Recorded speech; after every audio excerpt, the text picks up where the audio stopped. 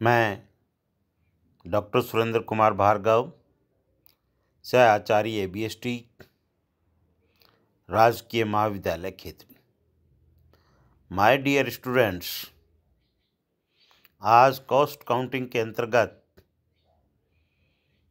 अपना टॉपिक है श्रम लागत नियंत्रण, लेबर कॉस्ट कंट्रोल। और इसमें चर्चा का जो विषय रहेगा वो है श्रम निकासी, लेबर टर्नओवर। तो आओ इस पर अपन चर्चा करते हैं। श्रम निकासी किसी विशेष अवधि में नियुक्त औसत श्रमिकों की तुलना में उसी अवधि में कारखाना छोड़कर गए अथवा निकाले गए श्रमिकों का अनुपात ही श्रम निकासी कहलाता है। उदाहरण के लिए, यदि एक कारखाने में एक वर्ष में औसत रूप से 1000 श्रमिकों को नियुक्त किया जाता है और उस वर्ष में 200 श्रमिक नौकरी छोड़कर चले जाते हैं अथवा नौकरी से निकाल दिया जाता है, इस दशा में श्रम निकासी 200 भाग 100 गुणा 200 भाग 1000 गुणा 100 तो कितनी हो जाएगी? 20% समझी जाएगी। इस संबंध में एक बात यह भी उल्लेखित है कि यदि श्रमिक उनके द्वारा किए जा रहे कार्य के बंद कर दिए जाने के कारण कारखाना छोड़कर जाते हैं तो ऐसी स्थिति में ऐसे श्रमिकों को श्रम निकासी में नहीं गिना जाएगा। देखो, ऊपर वाला उदाहरण में तो हमने क्या किया था, 1000 नियुक्त किए गए थे और 200 छोड़ के गए थे। उसी उदाहरण में यदि 50 श्रमिक कार्य बंद होने के कारण छोड़ के जाते हैं तो आपकी श्रम निकासी आ जाएगी 50 और प्लस 100 जो छोड़कर गए थे वो, और 50 कार्य बंद होने के कारण 1000 नियुक्त किए थे तो 150 बट्टा 1000 गुणा 100 15% समझी जाएगी। श्रमिकों के कारखाने से अलग होने की प्रमुख रूप से 2 परिस्थितियां होती है। प्रथम तो श्रमिक स्वयं कार्य छोड़कर चले जाते हैं, दूसरे उनके नियोक्ता द्वारा उनको सेवा मुक्त कर दिया जाता है। दोनों ही परिस्थितियों से संबंधित कारणों का अलग अलग रीजन होते हैं। पहले में श्रमिकों द्वारा कार्य छोड़कर जाना, उसके क्या प्रमुख कारण हो सकते हैं वो इस प्रकार से हैं। नंबर 1, कारखाना का वातावरण स्वास्थ्य के लिए हानिकारक होना। 2, श्रमिक का लगातार बीमार रहना या अस्वस्थ रहना। नंबर 3, अधिक उम्र होने के कारण कार्यकुशलता करने में असमर्थता। चौथा, श्रमिकों की मृत्यु हो जाना। नंबर 5, अपेक्षाकृत कम पारिश्रमिक मिलना। 6, तुलनात्मक दृष्टि से सुविधाओं की कमी। 7, अधिलाभांश की राशि नहीं मिलना अथवा कम मिलना। 8, पदोन्नति के अवसरों का अभाव। 9वां है महिला श्रमिकों का विवाह हो जाना। 10, नियोक्ता अथवा साथी श्रमिकों से विवाद हो जाना। 11वां, नियोक्ता में मानवीय दृष्टिकोण का अभाव होना। और लास्ट कह सकते हैं अपन अन्य पारिवारिक, व्यक्तिगत एवं सामाजिक कारण। ये तो थे श्रमिक द्वारा कार्य छोड़कर जाना, यदि श्रमिक खुद कार्य छोड़ के जाता है। दूसरे रीजन है श्रमिक को सेवा से मुक्त किए जाना, क्योंकि नियोक्ता श्रमिक को मुक्त कर देता है। उसके कारण ये हो सकते हैं। नंबर 1, श्रमिकों की कार्यकुशलता में पर्याप्त कमी आ जाना अथवा श्रमिक का कार्य करने के अयोग्य हो जाना। नंबर 2, काम पर अक्सर देरी से आना, अर्थात निर्धारित समय पर अपने काम पर उपस्थित न होना। नंबर 3, बिना कोई सूचना दिए कार्य पर न आना अथवा अनुपस्थित रहना। नंबर 4, श्रमिकों द्वारा अनुशासनहीनता का वातावरण उत्पन्न किया जाना। नंबर 5, छूत की बीमारी का शिकार हो जाना। नंबर 7, विवेकीकरण की योजना को अपनाया जाना। परिणाम स्वरूप भविष्य में कम श्रमिकों की आवश्यकता और कुछ श्रमिकों को सेवा मुक्त कर देना। 8, श्रमिकों की सेवा की अवधि समाप्त हो जाना। और लास्ट कहें 9वां, श्रमिकों में चरित्रहीनता संबंधी दोष पाए जाना, अर्थात चोरी, गबन आदि की शिकायत होना। ये मुख्य रूप से 2 कारण होते हैं, या तो श्रमिक खुद छोड़ के चला जाता है या नियोक्ता द्वारा उसे निकाल दिया जाना। किसी कारखाने में श्रमिकों का आवागमन स्वाभाविक रूप से होता है। इसे किसी भी दशा में पूरी तरह नहीं रोका जा सकता। पर्याप्त सतर्कता बरतने पर श्रम निकासी की दर को नीचे रखा जा सकता है। श्रम निकासी की ऊंची दर किसी भी कारखाने के लिए हानिकारक होती है, क्योंकि श्रम निकासी की ऊंची दर इस बात को प्रकट करती है कि कारखाने में श्रमिक लंबी अवधि तक नहीं ठहरते हैं। इस कारण कारखाने को बहुत अधिक हानि उठानी पड़ती है।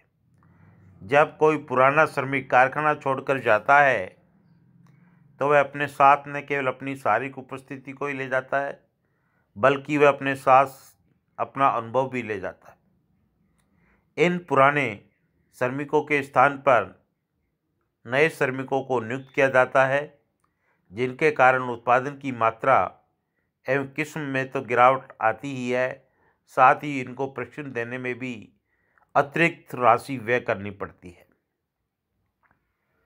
जब तक नए श्रमिक कुशल नहीं हो जाते, उनके कार्य का विशेष निरीक्षण करने से निरीक्षण व्यय भी बढ़ जाते हैं। इस प्रकार श्रम निकासी से वस्तु की लागत में वृद्धि होती है। सबसे महत्वपूर्ण बात यह है कि श्रम निकासी की ऊंची दर होने से श्रमिकों में असंतोष व्याप्त हो जाता है और वे अपनी नौकरी के स्थायित्व के प्रति आशंकित हो जाते हैं। श्रमिकों में इस प्रकार की असंतुष्टता कारखाने के लिए कभी भी खतरनाक साबित हो सकती है। एक सर्वे हुआ था और उसके अनुसार हम कहें तो उच्च श्रम निकासी के प्रमुख कारण नीची मजदूरी, बुरी कार्य दशाएं, नियोक्ताओं द्वारा श्रमिकों के साथ दुर्व्यवहार, श्रमिकों की काम से जी चुराने की आदत आदि रही। इसी सर्वेक्षण के अनुसार यह भी प्रकट हुआ है कि अधिकांश उद्योगों में श्रम निकासी की दर अनावश्यक रूप से ऊंची है। नियोक्ता चाहे तो श्रम निकासी की दर को कम कर सकता है और श्रम लागत में कमी ला सकता है। फिर अपन इसमें अध्ययन करते हैं उसके आगे इसके जो सूत्र हैं, इसको मापने का मापदंड क्या है। श्रम निकासी का मापदंड, मेजर्स ऑफ लेबर टर्नओवर, किस तरह से इसको मापा जाए। श्रम निकासी को मापने की विधियां और उसके सूत्र इस प्रकार से है। पहला, पृथक्करण पद्धति, सेपरेशन मेथड। तो इसका फार्मूला हो जाएगा अवधि में पृथक हुए श्रमिकों की संख्या बटा अवधि में श्रमिकों की औसत संख्या गुणा 100। इसमें आप नोट करें, श्रमिकों की औसत संख्या ज्ञात करने के लिए संबंधित अवधि के प्रारंभ व अंत की श्रमिकों की संख्या को छोड़कर 2 का भाग दे दिया जाता है। दूसरी बात, यदि केवल श्रम निकासी दर की गणना करने के लिए कहा जाए तो पृथक्करण पद्धति का सूत्र ही काम में लिया जाएगा। तीसरी बात इसमें कहें तो हम श्रम निकासी की अवधि मासिक, त्रैमासिक, अर्धवार्षिक अथवा वार्षिक हो सकती है। चौथी बात आप कह सकते हो पृथक हुए श्रमिकों में पृथक किए गए श्रमिक भी शामिल है। दूसरी इसमें लेबर टर्नओवर में जो निकाली जाती है वो होती है प्रतिस्थापन पद्धति, रिप्लेसमेंट मेथड। तो इसका फार्मूला हो जाएगा अवधि में प्रतिस्थापित किए गए श्रमिकों की संख्या बटा अवधि में श्रमिकों की औसत संख्या गुणा 100। इसमें दो बातें ध्यान रखनी है। प्रतिस्थापित किए गए श्रमिकों की संख्या से प्राय संबंधित अवधि में नए नियुक्त किए गए श्रमिकों की संख्या से है। और दूसरा, प्रतिस्थापन दर को ही विशुद्ध श्रम निकासी दर, नेट लेबर टर्नओवर रेट भी कहते हैं। नंबर 3, प्रवाह अथवा आवागमन पद्धति, फ्लक्स मेथड। इसमें होता है दोनों का मिक्स रूप है, पहली और दूसरी का। कौन सी का? सेपरेशन मेथड और रिप्लेशन मेथड का। तो आपका सूत्र इस प्रकार से हो जाएगा, पृथक हुए श्रमिकों की संख्या प्लस प्रतिस्थापित श्रमिकों की संख्या बटा श्रमिकों की औसत संख्या गुणा 100। और इसमें टिप्पणी के रूप में मैं आपको लिख दिया है मैंने, और बता भी देता हूँ। प्रवाह अथवा आवागमन पद्धति के अंतर्गत प्रतिस्थापित श्रमिकों से छोड़कर जाने वाले या हटाए गए श्रमिकों के कारण रिक्त हुए पदों पर लगाए गए श्रमिकों से है।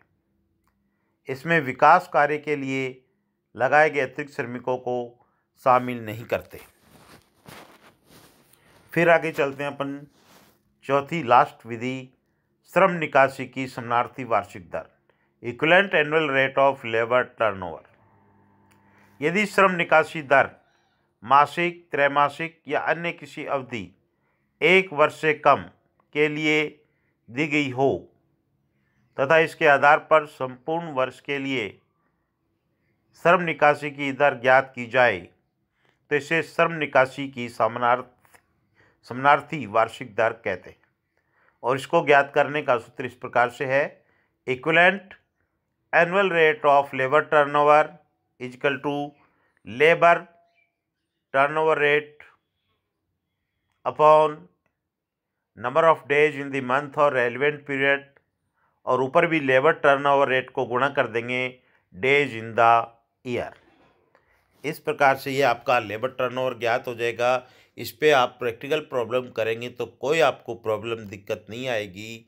कोई समस्या हो फिर भी आप मेरे से पूछ सकते हैं। यह आज आपकी चर्चा का विषय समाप्त होता है।